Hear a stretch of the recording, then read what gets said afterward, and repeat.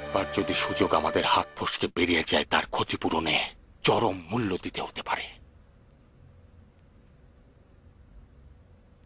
আমরা ছোট কোনো ভুল করলেও বড় ধরনের সমস্যায় পড়ে যেতে পারি, যেমন মুসলিম পড়েছিল। ইব্রাহিম, খোদার কসম, আমরাও মুখতারের দাবির প্রতি সবাই সন্দেহ পোষণ করেছিলাম, কিন্তু তারপরেই মদিনা ও মক্কায় গিয়ে ইমাম হোসেনের পরিবার বর্গের সঙ্গে যখন আমরা সাক্ষাৎ করেছি, মুখতারকে তারা অনুমোদন দিয়েছেন।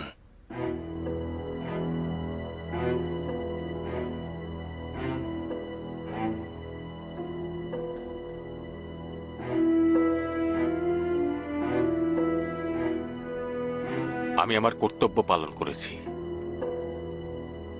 আল্লাহ যেন সন্দেহপ্রবণ ও সংশয়বাদীদের সাহায্য থেকে আমাদের বাঁচিয়ে রাখেন।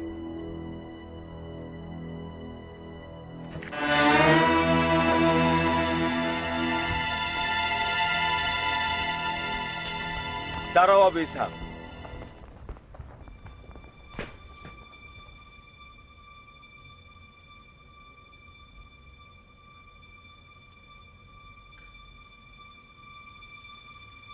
হাত দাও, বাইয়াত গ্রহণ করতে চাই।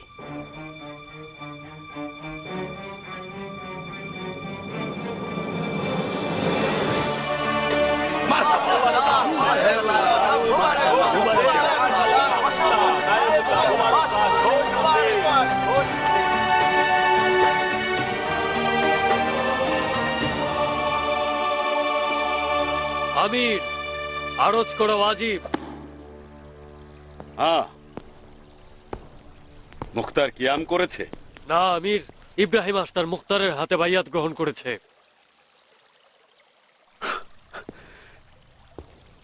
যখন আশতারের পুত্র মুখতারের হাতে বায়াত গ্রহণ করেছে, এর মানে কিন্তু মুখতারের সঙ্গী হওয়া। কোনো পার্থক্য নেই। তুমি তো বলেছিলে যে আশতারের পুত্রের দাম্ভিকতা রয়েছে। ভুল বলেছিলে। হয়তো সে তার পিতার কারণে নিজেকে দূরে সরিয়ে রাখবে, মুখতারের বায়াত গ্রহণ করবে না। কি এমন হলো আয়াস? আমাকে ভুল তথ্য দিয়ে বিভ্রান্ত করেছিলে। আমি যা কিছু শুনেছি আবাকতনের কাছ থেকে। আবাকতনও তোমার মতোই। আবাকতন। ইব্রাহিম মালেক আশতারের সঙ্গে এত বছর বন্ধুত্বের পরেও ওকে চিনতে পারলে না?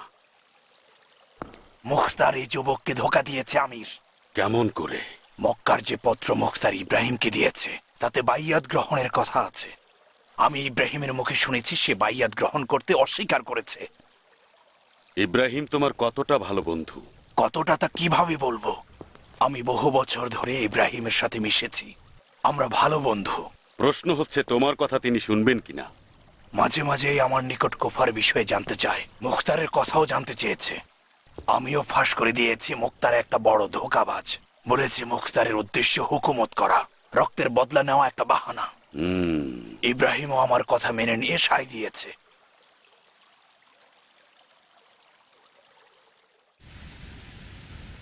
আবাকুতন, কি খবর বলো? আল্লাহর রহমতে ভালোই আছি ইব্রাহিম। আমার দিন কাল সুখেই কাটছে, আল্লাহর শুকরিয়া। বিশ্বাস করো, যখন দেখলাম আশতারের পুত্র ময়দান থেকে দূরে সরে গেল, আফসোস হতে লাগলো। কেউ যদি কুফায় হুকুমত করার যোগ্য থাকে সেটা তুমি।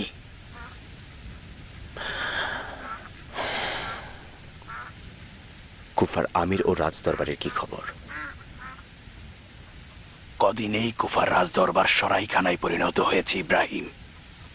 কোনো মেহমান এক রাতের বেশি সেখানে থাকতে পারছে না।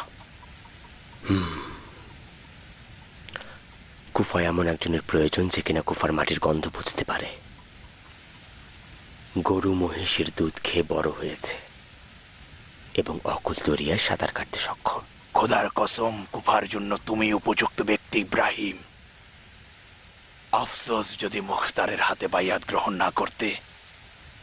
আমার এখনো বিশ্বাস হচ্ছে না যে তুমি নকল হুকুমের ভিত্তিতে বাইয়াত গ্রহণ করেছ। পত্র আসল হোক বা নকল হোক, আমি বাইয়াত গ্রহণ করেছি। কেননা পত্রটি আমার নিকট ধোকা থেকে দূরে থাকার উপায় মনে হয়। কোন ধোকা ইব্রাহিম? মুখতার একটা জাল হুকুম নিয়ে এসে তোমাকে ও তোমার গোত্রকে গ্রাস করে ফেললো। কেন আলীর পুত্রের নিকট কোনো পরামর্শ চাইলে না? বাদ দাও আবাকুতন। মুখতারের জন্য একজন প্রতিদ্বন্দ্বী খুঁজে বের করার উপায় ভালোই জানো বন্ধু, কিন্তু তোমার আমিরকে বলবে আশতারের পুত্রের নিকট কোনো প্রত্যাশা না করতে। বিসমিল্লাহ।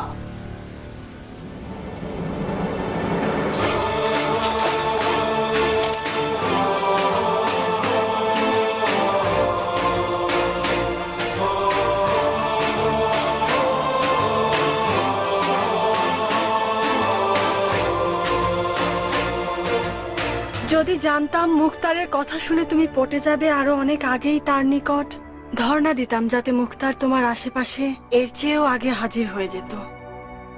আবু ইসহাকের অধিকার রয়েছে রাহেলে। প্রথমে ওর প্রতি সন্দেহ ছিল, যখন তার চোখে গভীরভাবে দৃষ্টি নিক্ষেপ করলাম বিশ্বাস হলো। বিশেষ করে ওর চোখের জখম আমার পিতার কথা মনে করিয়ে দিয়েছিল।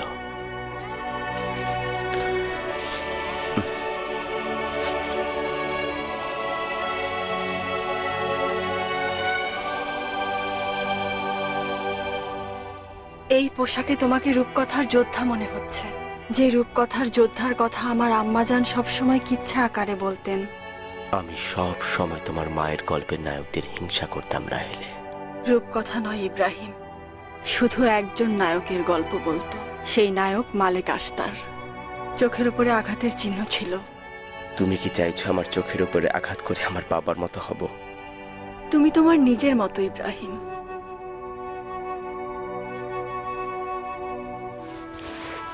কেউ মালিকের মতো হতে পারবে না। যখন শুনলাম আমি মালেক আশতারের পুত্রবধূ হব, ভেবেছিলাম হয়তো আমি স্বপ্ন দেখছি। তোমাকে দেখে অবাক হলাম, কপালের রেখা দেখে ভয় পেয়েছিলাম। আম্মাজান ওই রূপকথার নায়কের যেসব গল্প আমাকে শোনাতেন তার সঙ্গে তোমার কোনো ধরনের সাদৃশ্য নেই ইব্রাহিম। মালিকের গল্প বলে আমার আম্মাজান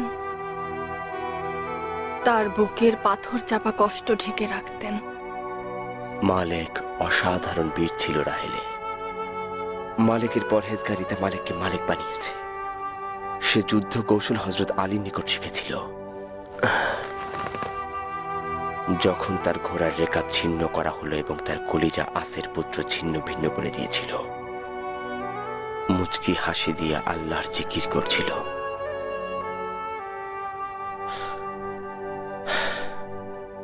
ইনশাআল্লাহ আমি চাইবো আমার পিতার একজন সুযোগ্য উত্তরসূরি হতে।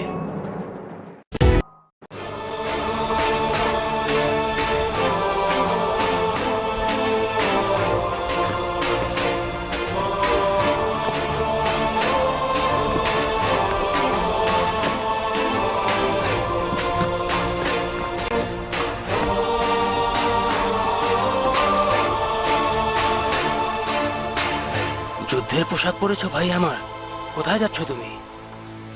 লাকাফা, মুখতারের সঙ্গে দেখা করতে যাচ্ছি। কোনো কারণ ছাড়াই? তুমি এখানে একটু অপেক্ষা করো, আমিও পোশাক পরে আসছি। না ভাই না, একা যাব।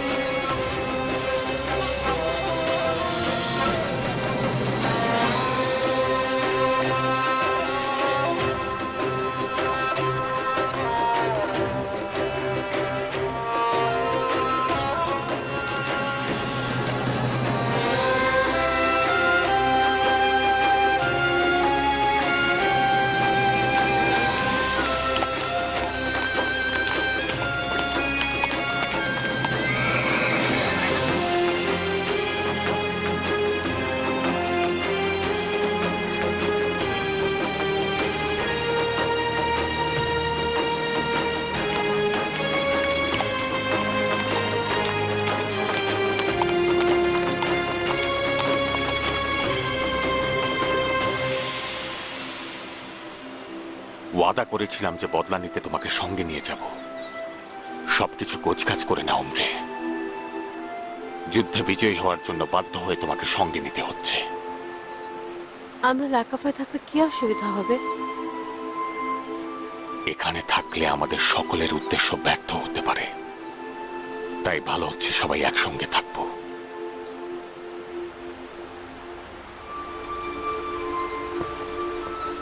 হে খোদা, নারীর সঙ্গে মিলেমিশে থাকার তৌফিক দাও।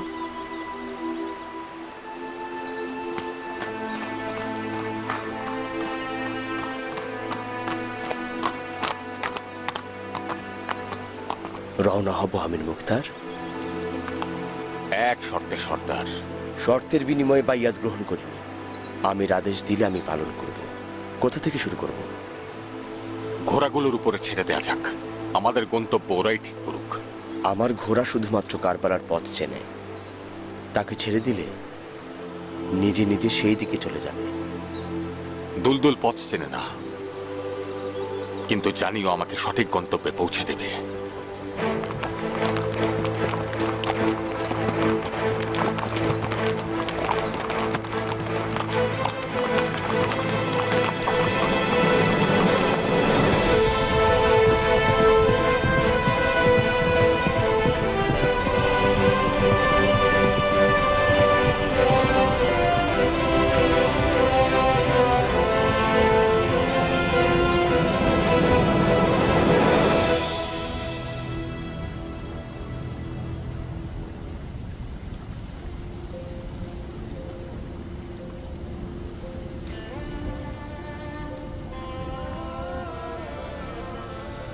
এখান থেকে আব্বাস নিজেকে রহমতের ঝর্ণাধারায় পৌঁছে দিয়েছে। আব্বাসের খুব কাছের বন্ধু ছিলে, তাই না? আমি ও আব্বাস দুইজন একসঙ্গে কৈশোরে বসবাস করতাম। সিফিন যুদ্ধের সময় একসঙ্গে অনুশীলন করতাম,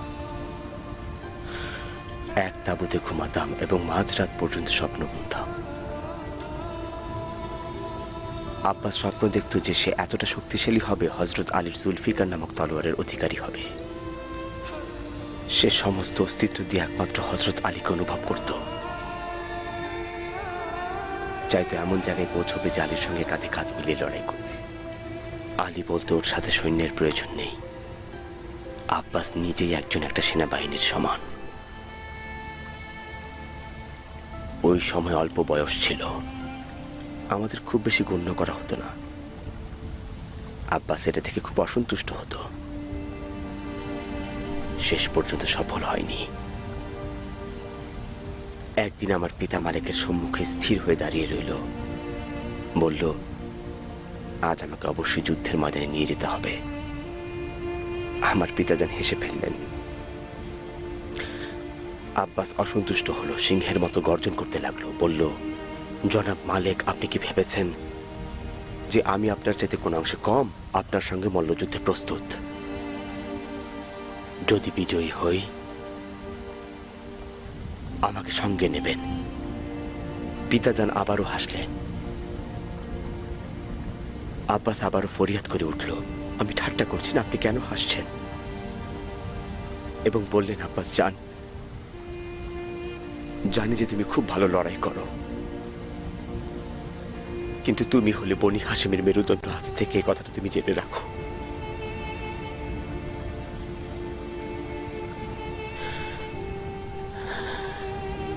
আব্বাস যখন হ্রদের নিকট গিয়ে পৌঁছালো তখন সে ভীষণ তৃষ্ণার্ত হলো, কিন্তু পানি পান করলো না।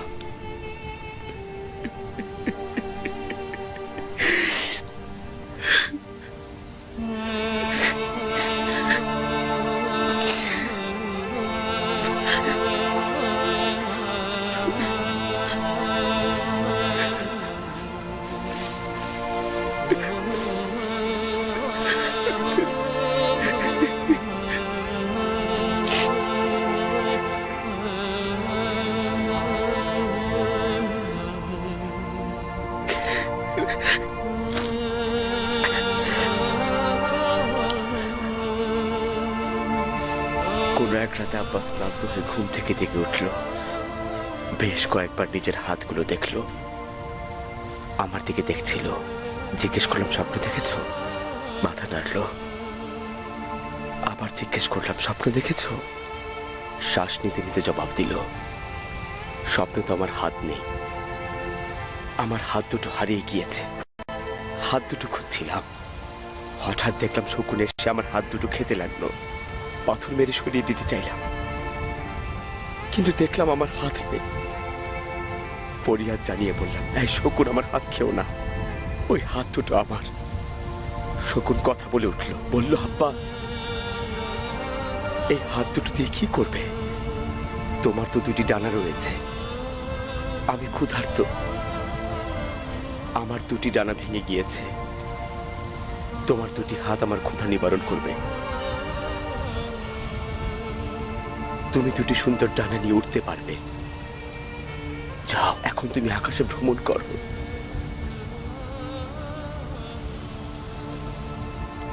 পরে যখন শুনেছি কারবালার প্রান্তরে আব্বাসের হাত দুটো কাটা পড়েছে, ওই রাতের স্বপ্নের কারণ তখন বুঝতে পেরেছি।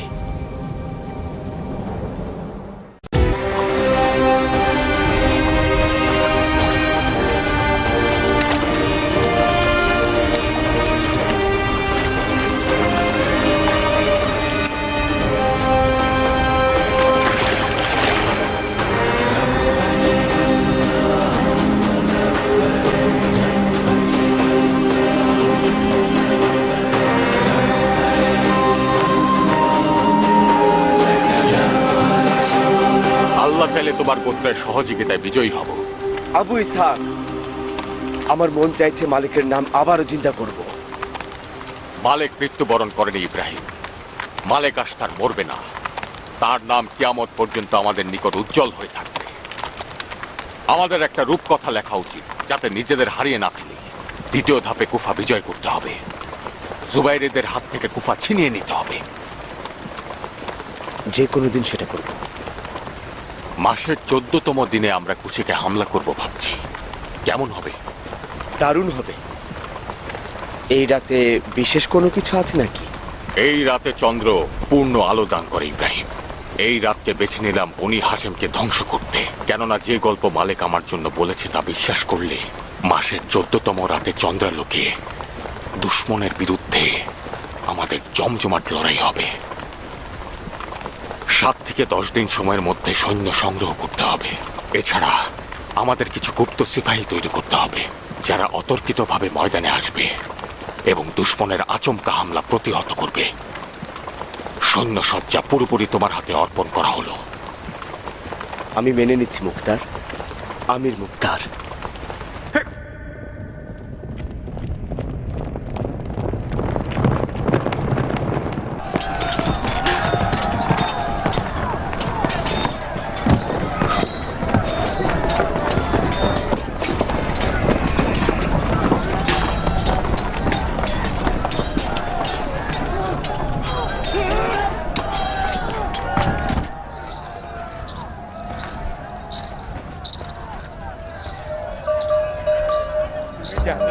একটা ময়নাটা আমার।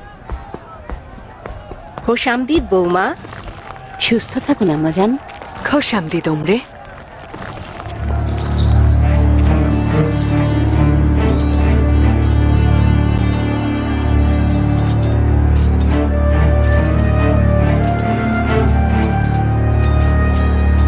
আমাকে ক্ষমা করো বোন উম্মে সবেত, আমরা এসে তোমাকে বিপদে ফেলে দিলাম।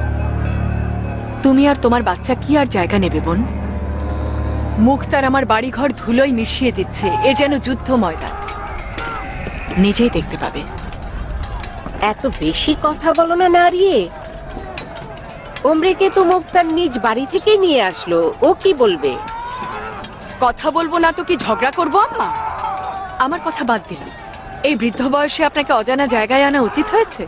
যদি তোমার বুদ্ধি থাকে তাহলে বুঝবে এটা আমার অজানা জায়গা নয়। এভাবে কথা বলো না নারিয়ে।